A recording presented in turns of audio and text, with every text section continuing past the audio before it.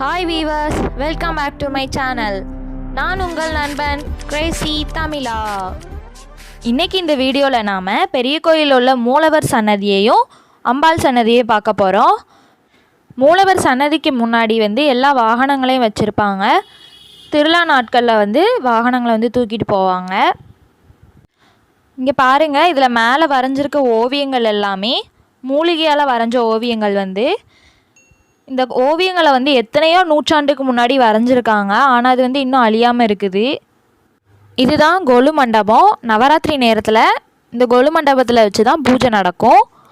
இது மூலவர் சன்னதி போகிறதுக்கு முன்னாடி இருக்கிற இடம். இந்த இடத்துல இருக்கிற எல்லா தூண்லேயுமே ஒவ்வொரு கலை வேலைப்பாடு பண்ணியிருக்காங்க. இந்த கோயிலுக்கு கெட்டின சிற்பி ரொம்ப ரசித்து இங்கே இருக்கிற சிற்பங்கள்லாம் செதுக்கியிருக்காரு. அப்புறம் இது இசைத்தூண்கள் சொல்லுவாங்க.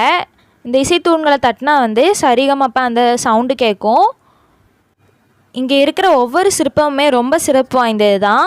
இது யாழின்னு சொல்லுவாங்க. இங்கே மூலவர் சன்னதிக்கு முன்னாடி இந்த கோயிலை கட்டின வீரமார்த்தாண்ட மகாராஜாவோட சிலையும் அவரோட நண்பரோட சிலையும் இருக்குது. இப்போ நாம் மூலவரோட சன்னதிக்குள்ளே வந்துட்டோம். மூலவரை நாங்கள் வீடியோவில் காட்டலை, ஏன்னா மூலவரை காமிக்கக்கூடாதுன்னு சொல்லுவாங்க. இங்கே மூலவர் சன்னதிக்கு வலது பக்கமாக ஒரு பிள்ளையார் சிலையும் முருகர் சிலையும் இருக்குது. இது மூலவரை சுற்றி ஒரு உட்பிரகாரம் இருக்குது. இந்த உட்பிரகாரத்தில் குரு பகவானுக்கு ஒரு சன்னதி இருக்குது. இப்போ இங்கே உட்பிரகாரத்தில் பார்த்தோன்னா தூண்கள் எல்லாமே அழகாக செதுக்கி வச்சுருக்காங்க. அப்புறமா இது கலைமகளோட சன்னதி. அப்படியே நம்ம நேராக போனோன்னா இங்கே சண்டிகேஸ்வரருக்கு ஒரு தனி சன்னதி இருக்குது. இந்த சன்னதியில் எல்லோரும் கைத்தட்டி கும்பிடுவாங்க. இங்கே மூலவர் சன்னதிக்கு கொஞ்சம் தள்ளி இடது பக்கமாக ஒரு நடராஜர் சிலை இருக்குது. இப்போ நாம் மூலவர் சன்னதியை பார்த்தாச்சு. இப்போ நாம் அம்பாள் சன்னதிக்கு போக போகிறோம். அம்பாள் சன்னதிக்கு முன்னாடி இருக்கிற இடம் தான் இது. இங்கேயே நிறைய தூண்கள் இருக்குது. இந்த தூண்கள் எல்லாத்துலேயுமே நிறைய சிற்பங்கள் வடிச்சிருக்காங்க. இது யாழி. அப்புறமா இங்கே நிறைய சிற்பங்கள் வடிச்சிருக்காங்க. இப்போ நாம் அம்பாள் சன்னதிக்குள்ளே வந்தாச்சு. இந்த அம்பாள் சன்னதியில் ஒரு சின்ன நந்தி சிலையும் ஒரு பாவை விளக்கும் வச்சுருக்காங்க. இதுதான் சத்யவாகீஸ்வரர் கோயில் இருக்கிற அருள்மிகு கோமதி அம்மன்.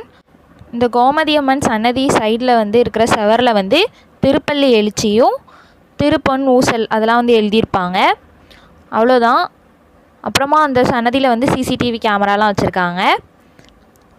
அம்மன் சன்னதியில் வலது பக்கமாக நம்ம போனோன்னா வெளியே வந்துடலாம். வெளியே வந்ததுக்கப்புறமா நம்ம வலது பக்கம் பார்த்தோன்னா முருகரோட சன்னதி இருக்கும். இது நம்ம பார்ட் 2 வீடியோவில் பார்த்துட்டோம்.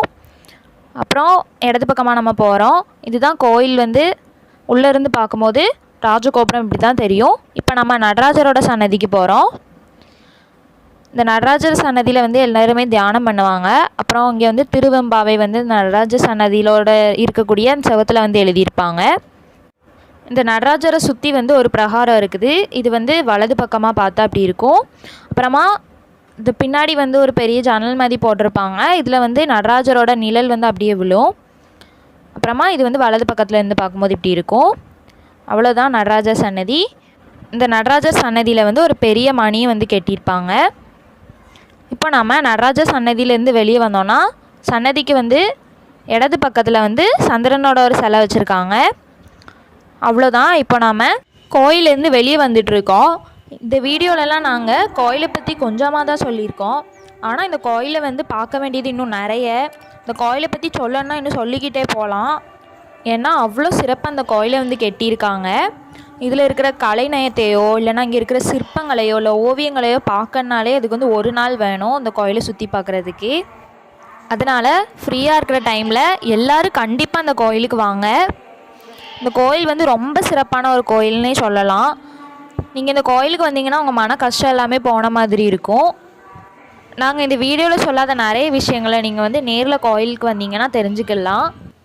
அப்புறமா இப்போ நம்ம போகிறது வெளியே ஒரு மண்டபம் மாதிரி கட்டியிருக்காங்க. அதாவது உள்ள மூலவரோட சன்னதி திறக்கலைன்னா இங்கே தான் ராஜாக்கள்லாம் அந்த காலத்தில் கும்பிடுவாங்க. கோயிலுக்கு உள்ளே மட்டும் இல்லை, இங்கேயுமே இருக்கிற ஒவ்வொரு தூண்களையுமே பார்த்து தான் செதுக்கியிருக்காங்க. ஏன்னா இங்கே இருக்கிற தூண்களுமே ரொம்ப அழகாக இருக்குது எல்லாமே பார்க்குறதுக்கு. அப்புறமா இங்கேயும் நிறைய வாகனங்கள் இருக்குது. இந்த வாகனங்கள்லேயும் திருவிழா நேரத்தில் வெளியே எடுத்துகிட்டு போவாங்க. அப்புறமா இங்கே இதுதான் சொக்கநாதரோட சன்னதி. அப்புறமா இங்கே சொக்கநாதர் சன்னதியிலிருந்து கொஞ்சம் தள்ளி இடது பக்கத்தில் மீனாட்சி அம்மையோடைய சன்னதி இருக்குது. அப்புறமா இங்கே இந்த மண்டபத்தில் வந்து வெளியிருந்து சொக்கநாதரை பார்க்குறதுக்காக ஒரு ஜன்னல் மதி விட்டுருக்காங்க. அப்புறமா இந்த மண்டபத்தில் வந்து ஒரு மேடை மதி கட்டியிருக்காங்க. அவ்வளோதாங்க, இந்த கோயிலை பற்றி எல்லாமே பார்த்தாச்சு. இந்த கோயிலில் வந்து பிரதோஷ நேரத்தில் வந்து ரொம்ப நல்லாயிருக்கும், நிறைய பூஜைலாம் பண்ணுவாங்க. பிரதோஷ நேரத்தில் வந்து நல்ல கூட்டமாக இருக்கும். இப்போ கொரோனா டைம்ன்றனால கொஞ்சம் கூட்டமாக இருக்குது. இப்போ தான் நம்ம முக்கியமான கட்டத்தில் இருக்கோம், அதான் பிரசாதம். கோயிலுக்கு வந்துட்டு பிரசாதம் சாப்பிடாம போகலாமா?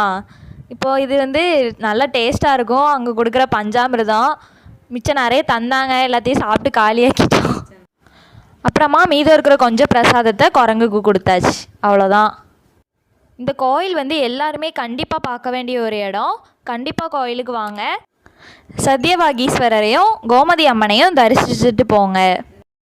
தேங்க்ஸ் ஃபார் வாட்சிங் கைஸ். இந்த வீடியோ உங்களுக்கு பிடிச்சிருந்தனா லைக் பண்ணுங்கள், ரொம்ப பிடிச்சிருந்தா உங்கள் ஃப்ரெண்ட்ஸோட ஷேர் பண்ணுங்கள். தொடர்ந்து வீடியோ பார்க்கணுன்னா எங்கள் சேனலை சப்ஸ்கிரைப் பண்ணுங்கள். நெக்ஸ்ட் வீடியோவில் பார்க்கலாம். பாய். தேங்க்யூ.